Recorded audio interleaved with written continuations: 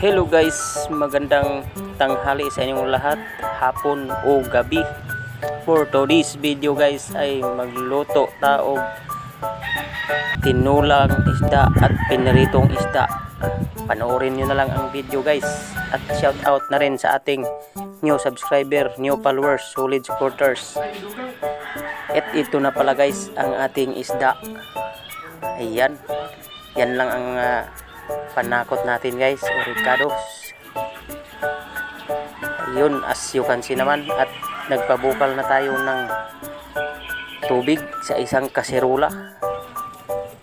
Yun, at ilunod natin yung mga sahog natin sa ating tinula at isunod natin yung isda. Maghintay tayo ng ilang minuto guys. Pagkulo niyan guys ay goods na yan. Lunod natin yung pichay. Simpleng tinulang isda lang ang ginawa natin guys. At yun ang ating gagawing pirito. Yung isda na yan. Yun. Nakasalang na pala guys.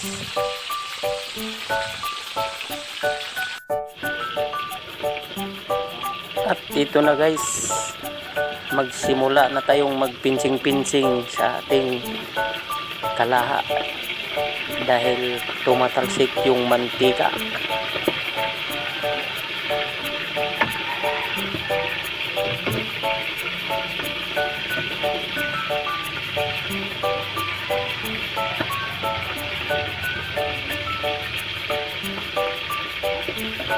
Yun guys, nahihirapan tayong magkalisod-lisod yan. Ilagay natin yung isa pa. Yun, tumalsik na naman.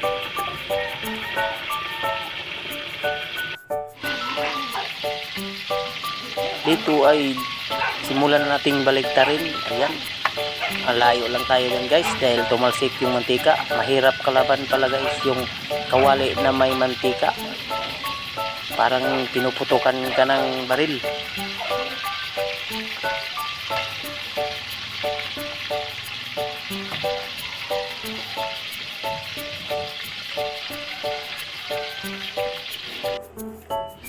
At ito na pala guys ang ating finished product guys. Ayan, ulam natin yan sa tanghalian. Yun ang ating piritong isda.